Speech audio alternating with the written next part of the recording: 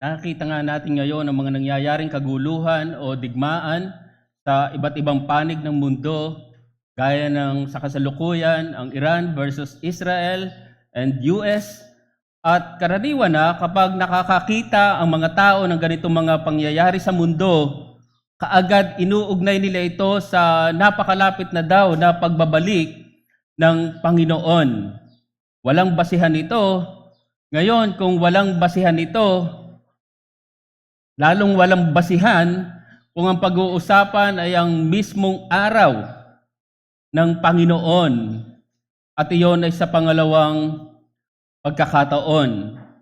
Pero hindi ibig sabihin nito na hindi tayo magbabantay at ganito natin titingnan, tutunghayan ang pagsisimula ng ating serye ngayong buwan ng Marso. Kaya minsan pa ay samahan nyo kung buksan ng inyong mga Biblia sa unang sulat ni Pablo sa mga taga-Tesalonica.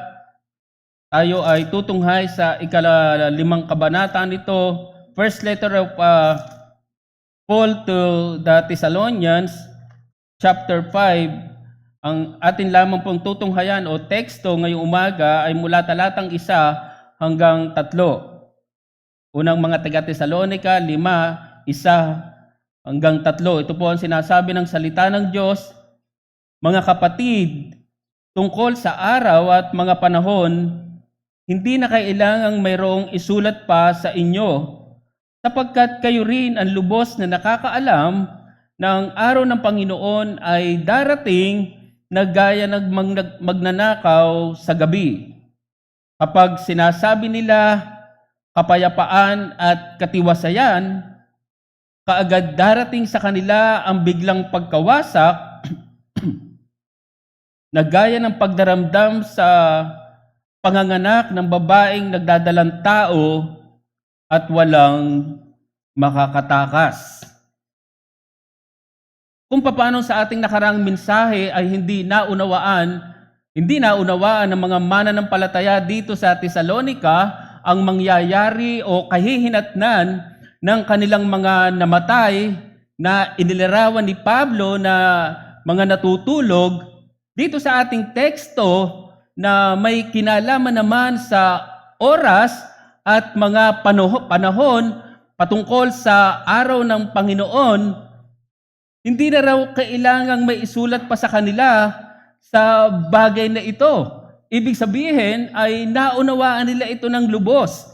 Maalala nyo ni si Pablo kasama ang kanyang missionary team ay namalagi ng ilang panahon sa iglesyang ito. At dito ay itinuro niya ng malinaw ang patungkol sa bagay na ito. Iisipin nyo kung yung patungkol sa mga namatay nila, ang may nagsasabi ng mga komentarista na ito ba hindi na ituro ni Pablo or ito kung naituro man ay hindi naging malinaw. Pero sa usapin ng mga oras at mga panahon patungkol sa pagdating ng Panginoon ay naging malinaw para sa kanila. Ngayon, ano sinasabi ni Pablo patungkol sa bagay na ito? Ang sabi niya sa talatang 2, sapagkat kayo rin ang lubos na nakakaalam na ang araw ng Panginoon ay darating na gaya ng magnanakaw sa gabi. Anong gustong ipakita dyan? Gustong ipakita dyan na wala talagang nakakaalam ng saktong oras o sandali ng araw ng Panginoon. Bagaman merong mga tanda, merong mga panahon na binanggit, ngunit wala talagang saktong oras ng araw na iyon. Alam natin ang magnanakaw. Hindi niyan sasabihin kung kailan siya magnanakaw. Hindi natin alam kung kailan siya aatake. Katunayan, sinabi diyan na magnanakaw sa gabi. Anong naiisip niyo diyan?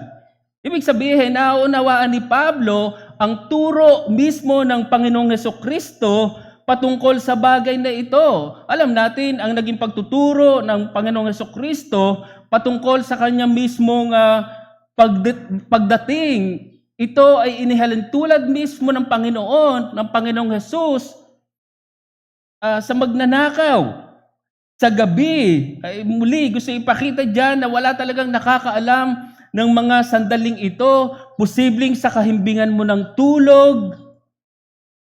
Kaya mayroong larawan yan sa ating susunod na mensahe at ganyan sakto sinabi ang araw ng Panginoon at dahil dyan napakahalaga ng paghahanda. Kaya ito po yung aking simple at diretsahang mensahe dahil ang araw ng Panginoon ay darating katulad ng magnanakaw sa gabi, mahalaga ang paghahanda. Dahil ang araw ng Panginoon ay darating katulad ng magnanakaw sa gabi, mahalaga ang paghahanda. Isang mapapansin nyo sa ating teksto, sa halip na ang sabihin ay muling pagparito ni Hesukristo, ang sinabi ni Pablo ay araw ng Panginoon, Day of the Lord. Yan ay may kinalaman sa lumang tipan. Yan ay nagmula sa lumang tipan at kung pamilyar kayo kapag sinabing araw ng Panginoon sa lumang tipan, kadalasang inuugnay ito sa pagliligtas sa matuwid.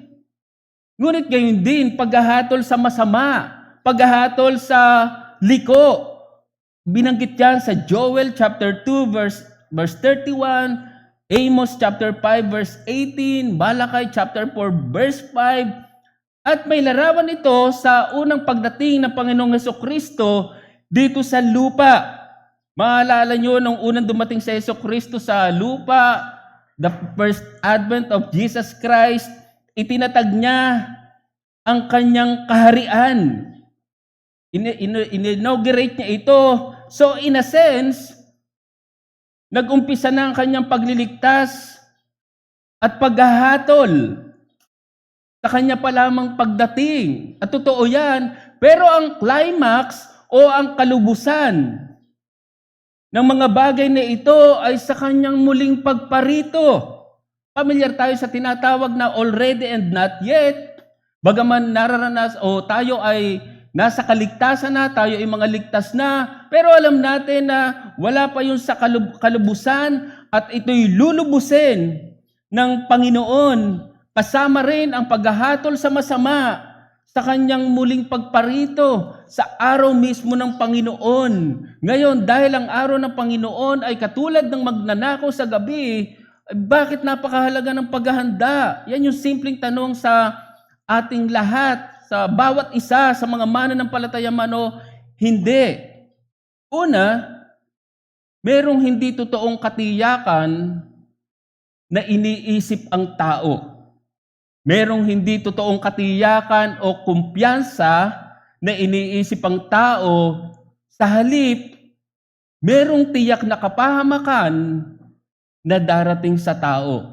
Merong tiyak na kapahamakan na darating sa tao. So napakasimple ng tanong, bakit napakahalaga ng paghahanda? Sapagkat merong hindi totoong katiyakan o kumpiyansa na iniisip ang tao. Ang sabi sa ating teksto sa talatang 3, sa pinakaunang bahagi, kapag sinasabi nila kapayapaan at katiwasayan. So diyan mapapansin nyo na may mga tao na nag-iisip na nasa maayos o ligtas silang kalalagayan. Kapag sinabing kapayapaan, ito ay pumapatungkol sa panloob na katatayuan ng tao, inward. Marahil iniisip nila na walang bumabagabag sa kanilang puso. Kapag sinabi namang katiwasayan, ito ay pumapatungkol sa panlabas na karanasan ng tao. Marahil iniisip nila na walang kaguluhan na nakikita o nararanasan sila sa kanilang paligid. Pero ito ay nasa isip lamang nila. Hindi nila nalalaman ang kanilang kahihinatnan. May ihahalin tulad natin yan sa mga bulaang propeta na nagsasabing mayroong kapayapaan sa bayan ng Diyos, sa bayang Israel, ngunit sa katotohanan ay wala talagang kapayapaan. Pamilyar tayo sa Jeremias 6, talatang 14, kanilang pinagaling ng bahagya ang sugat ng aking bayan na sinasabi, kapayapaan, kapayapaan, gayong wala namang kapayapaan. So ang tao ay napapahamak dahil sa pag-iisip na nasa ligtas na kalalagayan, ngunit walang katotohanan. Alam niyo, ang problema ng mga taong ito, sila ay nabubuhay na hindi iniisip ang darating sa kanila. Marahil ang iniisip lamang nila ay ang pangkasalukuyan. Siguro kung ang araw ng Panginoon ay ating nalalaman, ayos lang na hindi tayo maghanda. Pero hindi ganito ang sinasabi sa ating teksto. Ito ay hindi inaasahan. Ngayon, kung ito ay hindi inaasahan, anong gagawin mo? May mga tao na masyadong abala sa kanyang buhay sa mundo. Siguro wala namang masama na gawin mo ang mga bagay sa mundo, lalo pa kung lihitin mo, gaya ng trabaho, gaya ng mga relasyon, gaya ng bukasyon or calling, at marami pang bagay, pero wag mong tapusin dyan. Lalong higit, wag kang mamuhay sa kasalanan. May mga tao na walang pakialam sa kasalanan. Kahit nalalaman nila na mali o kasalanan ang kanilang ginagawa, magpapakalublob sila doon. Alam niyo, ang mga taong tinutukoy dito na nagsasabing kapayapaan at katiwasayan ay mga taong masama, na kung saan makikita nga natin mamaya na kaagad silang darat na ng pagkawasak. Sila ay mga taong hindi kumikilala sa Diyos. Kaya wag mong isipin na sapat na pakiramdam mo na nasa ligtas o safe ka na kalalagayan. May mga tao na nasisiyahan na, nasasapatan na may peace of mind. May peace of mind na tinatawag. Hindi rin naman siguro masama na magkaroon ka ng peace of mind. Pero anong kinalaman ng peace of mind sa kaligtasan? Hindi rin naman siguro masama na hangarin mo na magkaroon ka ng katiwasayan sa iyong paligid. Security, safety. Pero anong kinalaman niyan sa kaligtasan? Muli, maalala niyo ang nangyari sa bayang Israel. Dahil sa kanilang mga bulaang propeta na nagsasabing merong kapayapaan, gayong walang kapayapaan, anong nangyari sa kanila? Nabiyag sila ng kanilang mga kaaway. Napahamak sila. Sa halip na makinig sila sa salita ng Diyos, sa pamamagitan ng tunay na propeta na si Jeremias, nakinig sila sa mga bulaang propeta, bagaman marahil maganda ang kanilang pangangaral. Nangangaral na maganda sa kanilang pandinig. Huwag kayong maniwala na mayroong dilubyong darating sa inyo, kundi kapayapaan, kapayapaan. Mga kaibigan, ang katatayuan o karanasan sa buhay ay hindi basihan ng kaligtasan. May mga tao na marahil walang pag-aalala sa buhay, ngunit walang kaligtasan. May mga tao na marahil nasa maayos na kalalagayan, ngunit walang kaligtasan. Alam niyo, ang mga Kristiyano dito sa Tesalonica ay nakakaranas ng matinding kapighatian. At yun ay dahil sa mga tao na hindi kumikilala sa Diyos at hindi sumusunod sa ebanghelyo ng Panginoong Hesus. Pero sa kabila nito, bibigyan daw sila ng kapahingahan. Kailan yon? Sa paghahayag kay Hesus Kristo. Sinabi sa ikalawang sulat ni Pablo sa Tesalonica, mga taga-Tesalonica, Kabanata 1, talatang 6-7, sapagkat tunay na matuwid sa Diyos na gantihan ng kapighatian ang mga nagpapahirap sa inyo. At kayong mga pinapahirapan ay bigyan ng kapahingahang kasama namin sa pagkapahayag ng Panginoong Hesus mula sa langit na kasama ang kanyang mga makapangyarihang anghel. So mapapansin nyo ang kahihinatnan ng mga Kristiyano sa kabila ng kanilang karanasan sa buhay na to. Sa kabila ng kanilang karanasan sa mundong ito. Pero ano ang kahihinatnan ng mga taong nag-iisip o nag-aakala na ligtas o safe, subalit hindi totoo? At ito ay magandang paalala sa mga taong ganito mag-isip. Pamilyar tayo sa mga taong tinatawag na overconfident. Yung sobrang tiwala sa sarili. At kung minsan, merong ganyang tumitingin kahit sa usapin ng kaligtasan. Sobrang kumpiyansa sa sarili. Marahil magyabang ka na sa maraming bagay bagaman hindi tama, pero yung maging confident ka, lalo na sa usapin ng kaligtasan,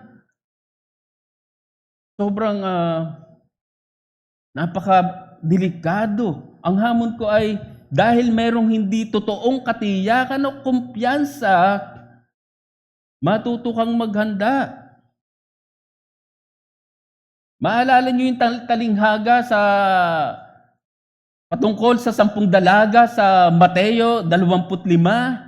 Makikita natin doon yung pagiging kampante o confident ng 5 tinawag na hangal. Ano natin makikita yung kanilang overconfidence? Inakala nila na magiging sapat ang langis na kanilang dala. Pero nagkakamali sila. Kabaliktaran niya sa 5 tinawag na matalino o wise, sila ay nagdala ng extra. At ganito, inilalarawan ng uri o klase ng paghahanda dito. May mga tao na walang pakialam sa uri ng buhay na meron sila sa mundo. Gagawin nila kung anong gusto nilang gawin. Nabanggit ko na ang dahilan ng paghihirap ng mga Kristiyano dito sa Tesalonica ay dahil sa mga taong hindi kumikilala sa Diyos, dahil sa mga taong hindi sumusunod sa Ebanghelyo ng Panginoong Hesus. At sino ang mga taong ito? Sila'y mga masasama, sa madaling salita, wala silang kabanalan. Sila'y mga mahahalay. Binanggit yan sa Kabanata 4, talatang 5. At anong aasahan nyo sa mga taong ganito ang buhay? Ganyan yung klase ng buhay na kabaliktaran niya sa klase ng buhay na nais ni Pablo sa mga mananampalatayang ito dito sa Tesalonica. At yan nga ang bibigyan natin ng pansin sa ating susunod na mensahe sa kalooban ng Panginoon sa susunod na linggo. So mapapansin nyo na walang lugar ang pagiging kampante sa paghihintay sa araw ng Panginoon. Ang sabi mismo ng Panginoong Hesus sa Mateo 24, talatang 43 hanggang 44, ngunit unawain ninyo ito na kung nalalaman ng puno ng sambahayan kung anong bahagi ng gabi darating ang magnanakaw, magpupuyat sana siya at hindi niya hahayaang pasukin ang kanyang bahay.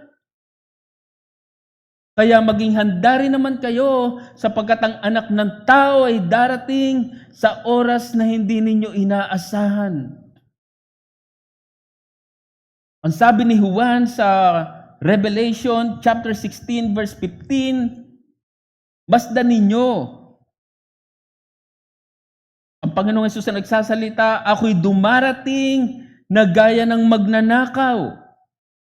Mapalad ang nananatiling gising at nakadamit upang siya hindi lumakad na hubad at makita ang kanyang kahihiyan.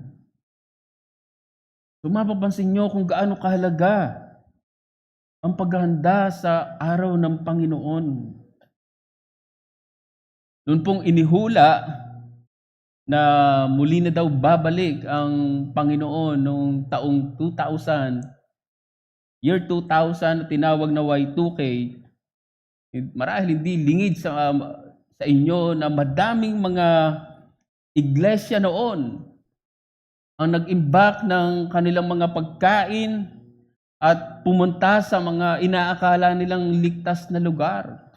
Gaya ng bundok and I'm very aware sa ganyang mga nangyari. Bagaman hindi nga ito nangyari, hindi nagkatotoo ang hula, pero hindi yan ang katiyakan o kumpiyansa sa muling pagparito ng Panginoon. Hindi yung ikaw ay mag-iimbak ng pagkain at dadako ka sa inaakala mong ligtas. Hindi ganyan ang kumpiyansa sa pagdating ng Panginoon. Ang katiyakan o kumpiyansa sa araw ng Panginoon ay kung papaano ka naghanda. So bakit napakahalagang paghanda? Sapagkat merong hindi totoong katiyakan o kumpiyansa sa halip. Pangalawang bagay, merong tiyak na kapahamakan na darating sa tao. Sa pagpapatuloy sa talatang 3, sabi diyan, kapag sinasabi nila kapayapaan at katiwasayan, kaagad darating sa kanila ang biglaang pagkawasak. Yan daw po ang mangyayari sa mga taong nag-iisip na nasa ligtas na kalalagayan, subalit walang katotohanan. Inilarawan ito katulad sa pagdaramdam ng isang babaeng malapit ng manganak.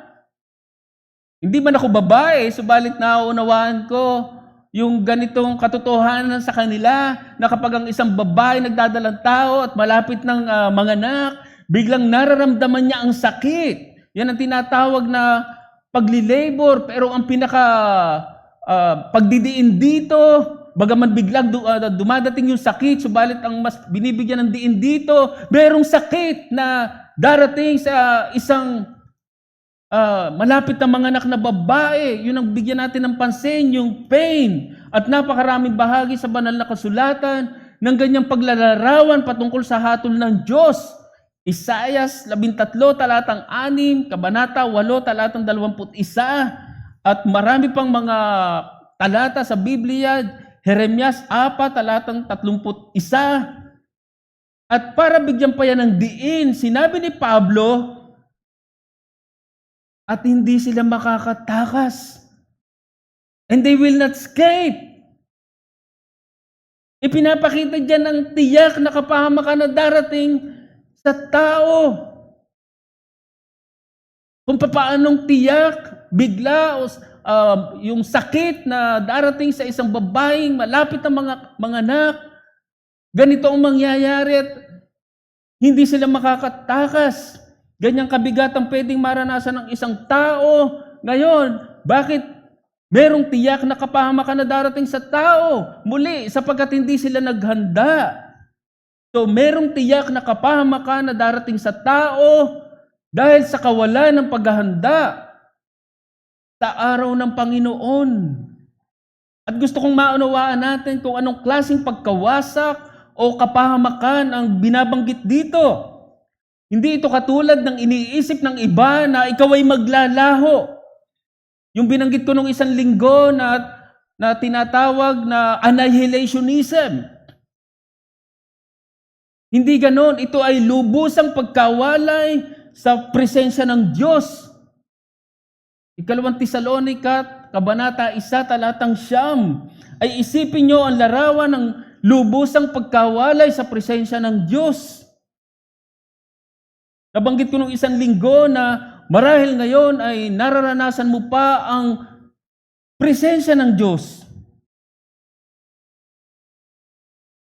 Pero darating ang panahon na hindi mo na ito mararanasan.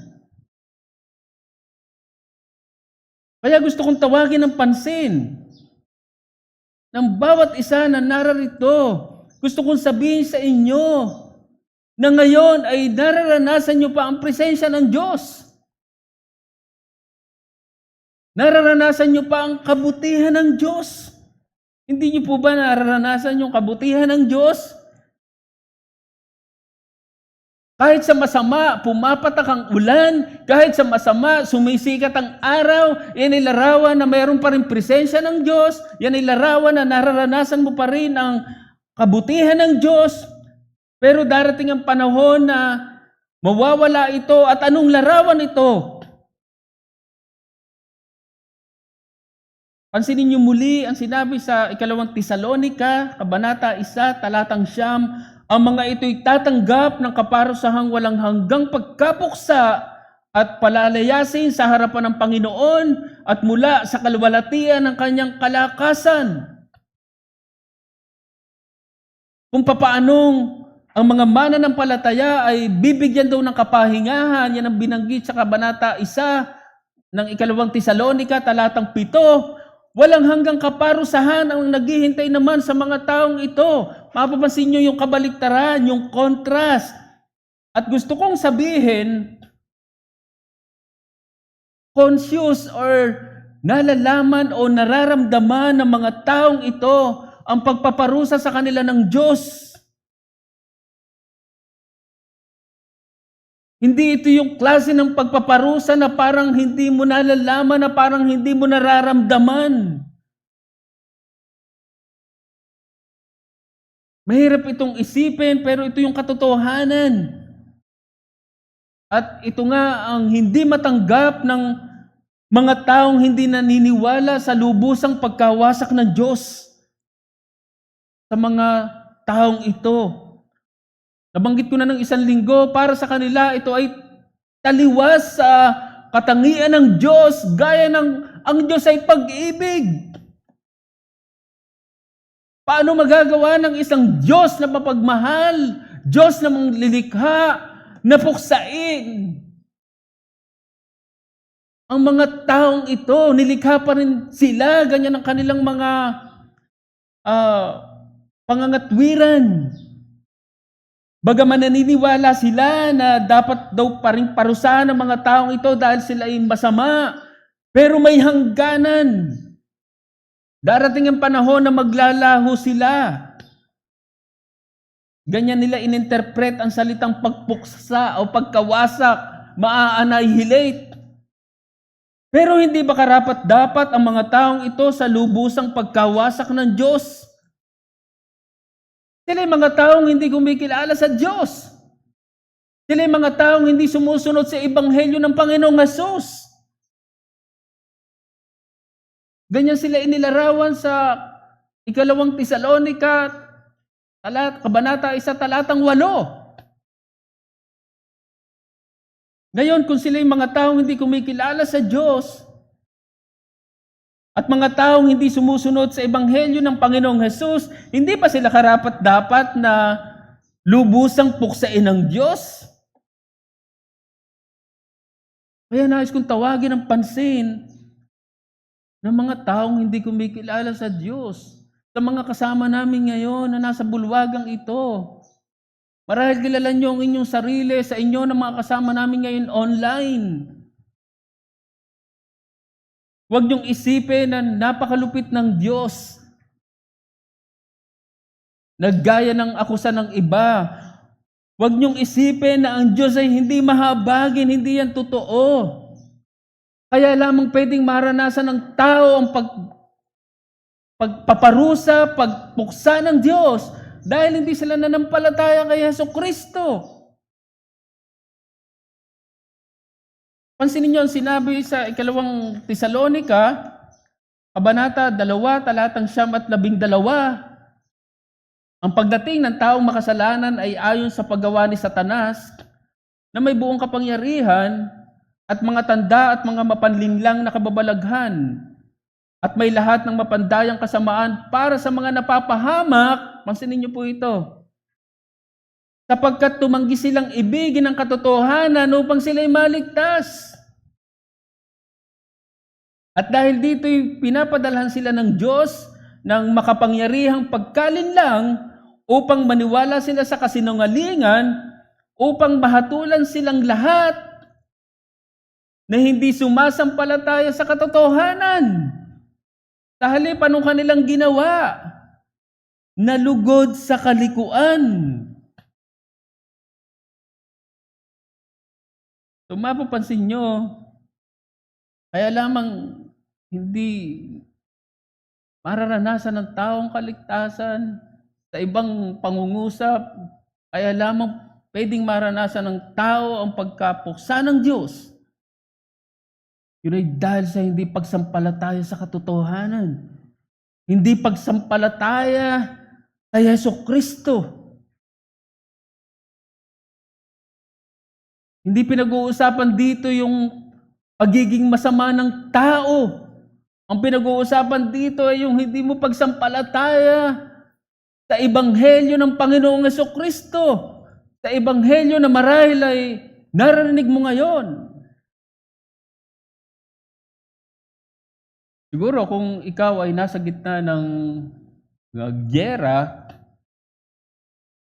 ay anong gagawin mo?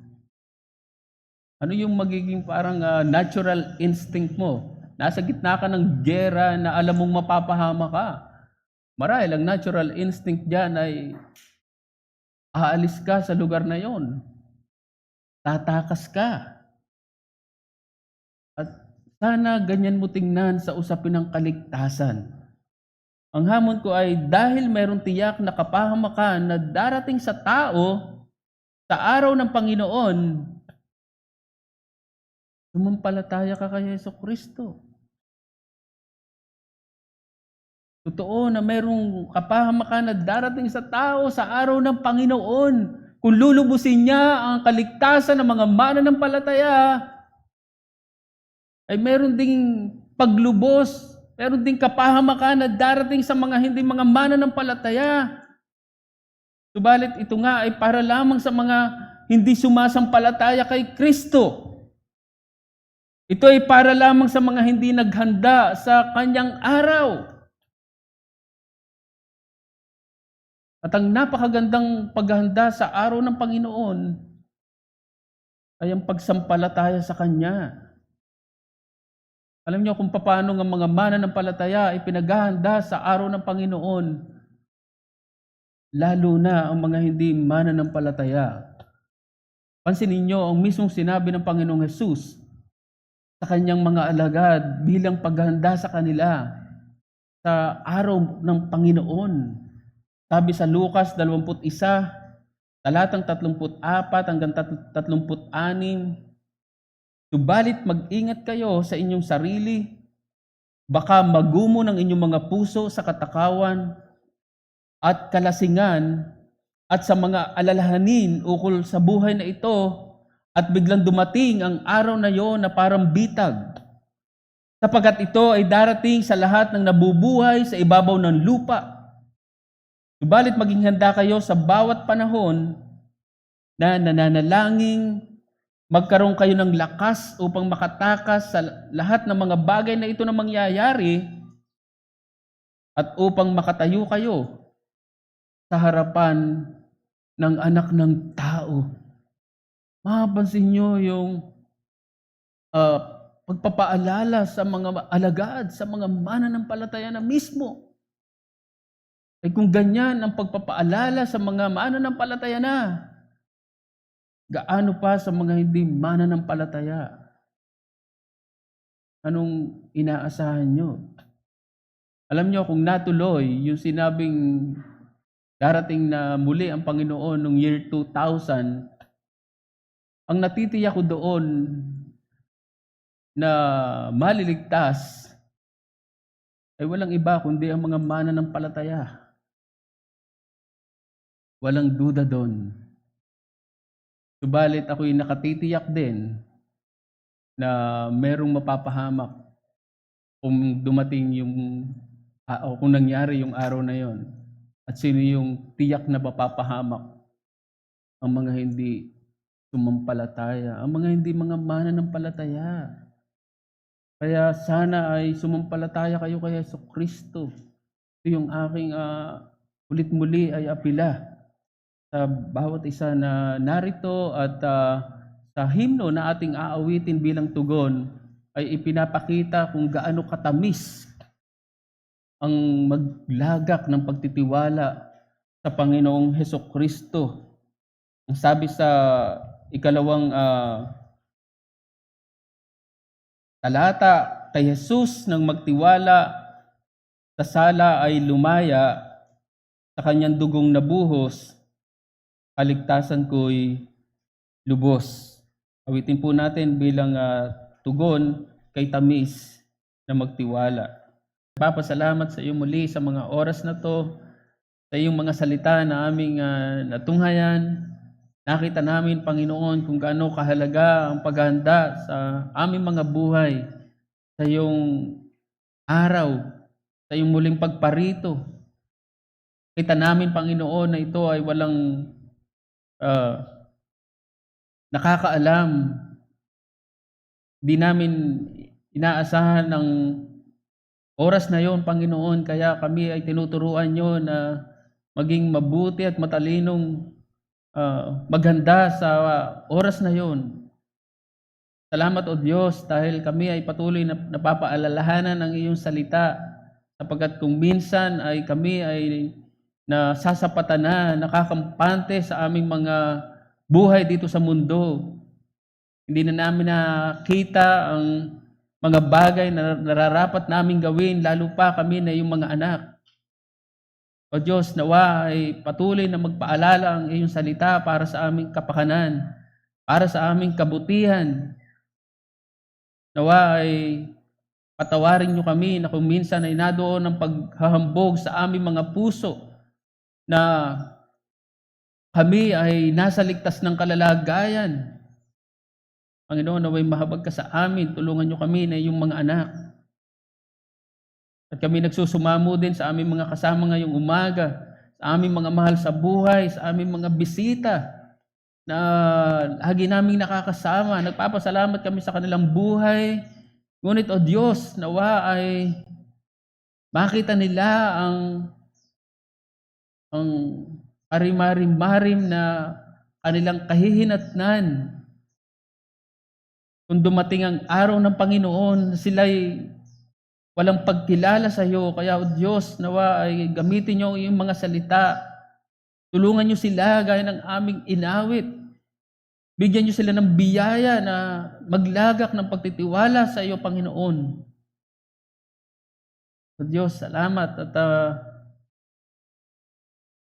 merong salita niyo na patuloy na nananawagan.